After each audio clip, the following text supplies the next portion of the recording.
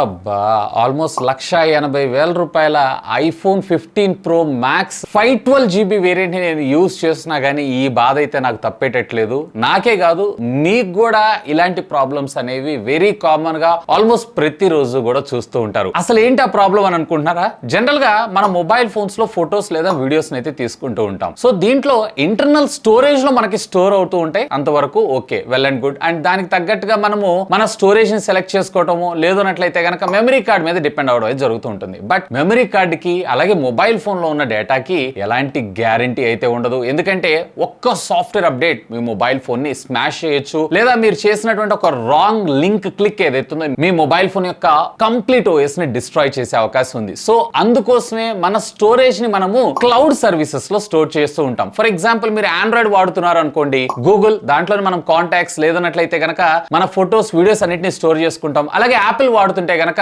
ICloud లో వీటిని దాచుకుంటూ ఉంటాం. అంటే జస్ట్ సింపుల్ ఒక ఐడి పాస్వర్డ్ ని మళ్ళీ మీరు కొత్త డివైస్ లో లేదా సాఫ్ట్వేర్ మొత్తం రీఇన్స్టాల్ అయిన తర్వాత ఎంటర్ చేశారు అంటే మీ డేటా అంతా కూడా బూమ్ మీ ఫోన్స్ లో వచ్చేయడం జరుగుతుంది. బట్ దీంట్లో వచ్చినటువంటి చిక్ ఏంటి అంటే ఇవి కేవలం మీకు లిమిటెడ్ స్టోరేజ్ సైజ్ మాత్రమే మనకు రావడం జరుగుతుంది. ఫర్ ఎగ్జాంపుల్ మీరు యాపిల్ యూస్ చేస్తున్నారు అన్నట్లయితే గనక 5GB, అలాగే మీరు ఆండ్రాయిడ్ వాడుతున్నారు అన్నట్లయితే గనక 15GB మాత్రమే రావడం జరుగుతుంది. బట్ ఆ 5GBలు 15GBలు మనకైతే సరిపోవు. గట్టిగా తిప్పి కొడితే ఇవాళ రేపు 4K 60 లేదా 8K ఒక 10 మినిట్స్ వీడియో తీస్తే అందులో ఉన్న స్టోరేజ్ అంతా ఖతం. తర్వాత మనం ఏం చేయాల్సి ఉంటుంది, వీళ్ళ దగ్గర ప్రీమియం సబ్స్క్రిప్షన్ ప్లాన్లు అయితే తీసుకోవాల్సి ఉంటుంది. లైక్ 100 రూపాయలు, 50 రూపాయలు, 150 రూపాయలు, 200 రూపాయలు, 2000 రూపాయలు, డిపెండ్స్ అపాన్ మీరు ఫైల్ సైజ్ ని సెలెక్ట్ చేసుకునేటువంటి దాన్ని బట్టి ఈ ప్లాన్ అనేది చేంజ్ అవడం జరుగుతుంటుంది. ప్రతి నెల వాళ్ళకి డబ్బులు ఖర్చు పెట్టేదానికన్నా కానీ వన్ టైం ఇన్వెస్ట్ తోటి ఆల్మోస్ట్ 4TB డేటా స్టోరేజ్, 4 కాదు మీ ఓపిక, ఇందులో మీరు 8 చేసుకోవచ్చు, 10 చేసుకోవచ్చు, 12 చేసుకోవచ్చు, 24 చేసుకోవచ్చు.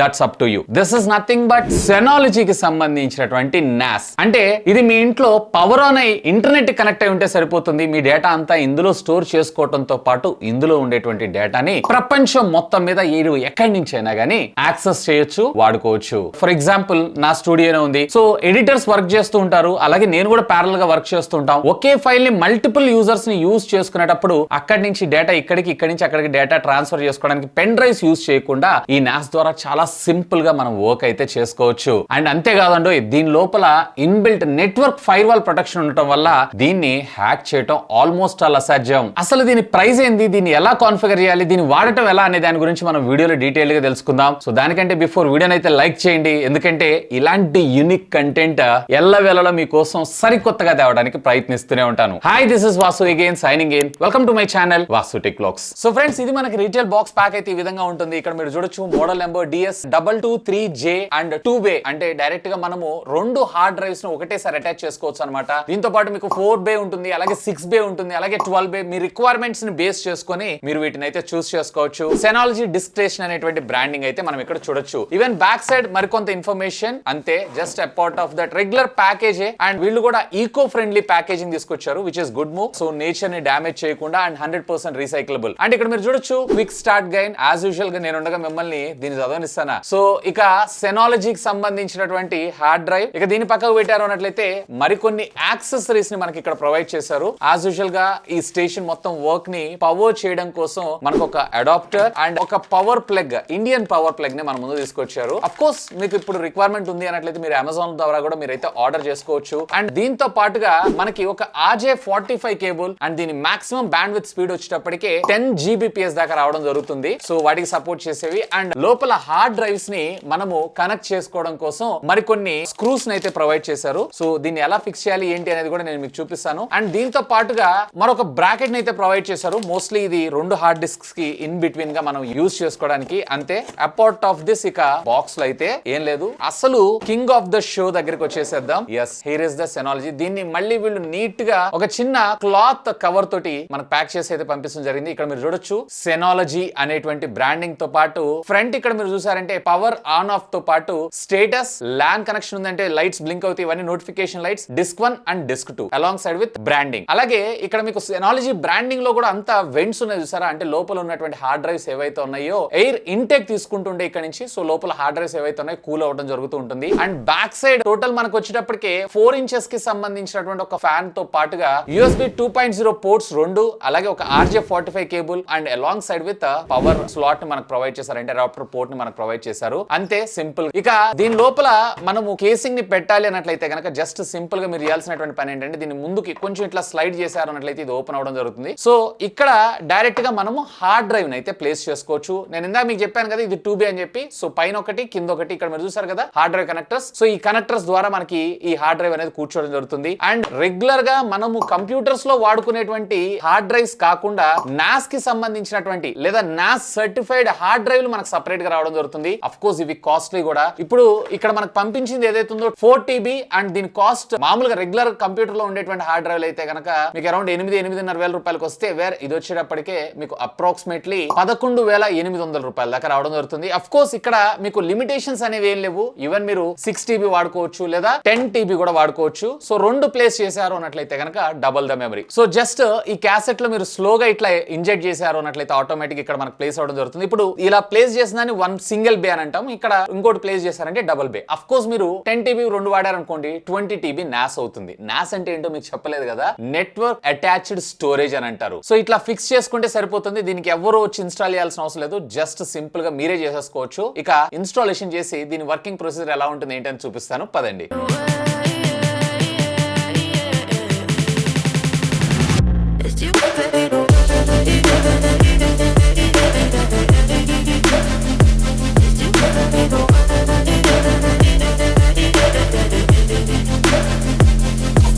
సో ఫ్రెండ్స్ చూసారు కదా జస్ట్ సెటప్ చేసేసాను. ఇక దీని బ్యాక్ సైడ్ మనకు వచ్చేటప్పటికే పోర్ట్స్ లో మనకి రేర్ 2 USB పోర్ట్స్ ని అలాగే ఒక LAN పోర్ట్ ని అయితే ప్రొవైడ్ చేశారు. సో ఈ LAN పోర్ట్ ద్వారానే దీన్ని మీ నెట్వర్క్ కి కనెక్ట్ చేయాల్సి ఉంటుంది. దీంట్లో ఇన్బిల్ట్ వైఫై లాంటివి ఉండవు, ఎందుకంటే వైఫై ద్వారా డేటా కొంచెం స్లోగా ట్రావెల్ అవుతుంది. అండ్ డైరెక్ట్ గా దీన్ని మీ నెట్వర్క్ కనెక్ట్ చేశారు అంటే up to 10 Gbps data transfer speed తోటి ఇందులో నుంచి డేటాని మీ కంప్యూటర్స్ మీ నెట్వర్క్ అంతా కూడా యాక్సెస్ చేసుకోవడంతో పాటు అక్కడి నుంచి డేటాని ఇందులో కూడా మీరు ట్రాన్స్ఫర్ చేసుకోవచ్చు. సింపుల్ చెప్పాలంటే ఒక కాంపాక్ట్ మినీ సర్వర్ ని మీరు మెయింటైన్ చేసినట్లే. అండ్ దీనికి సంబంధించినటువంటి సెటప్ కూడా చాలా సింపుల్ గా ఉంటుంది. డైరెక్ట్ గా మీరే చాలా సునాయాసంగా సెటప్ చేసుకోవచ్చు. అండ్ దీనికి సంబంధించినటువంటి పార్టీషన్స్ అన్నిటిని కూడా క్రియేట్ చేసుకొని జస్ట్ మీ కంప్యూటర్ లో ఉన్నటువంటి కనెక్టెడ్ సర్వర్స్ ని క్లిక్ చేశారు అన్నట్లయితే ఆటోమేటిక్ గా ఏ సర్వర్లు అయితే కనెక్ట్ అయి ఉంటాయి అదంతా కూడా మనకి ఇక్కడ చూపించడం జరుగుతుంది. ఇప్పుడు ప్రస్తుతం అయితే నేను 4TB NAS అయితే యూస్ చేస్తున్నాను. ఒకవేళ స్టోరేజ్ అవుట్ ఆఫ్ అయింది అన్నట్లయితే కనుక మరొక 4TB తెచ్చుకొని యాడ్ చేసుకోవటం లేదా 6TB కూడా తెచ్చుకొని యాడ్ చేసుకొని టోటల్ గా 10TB లాగా మీరు దీన్ని అయితే యూస్ చేసుకోవచ్చు. అండ్ దీనికి సంబంధించినటువంటి హార్డ్ డిస్క్ కూడా సపరేట్ గా మనకు రావడం జరుగుతుంది. అండ్ వీటి ధర కూడా సుమారుగా 25,000 రూపాయల నుంచి 30,000 రూపాయల మధ్యలో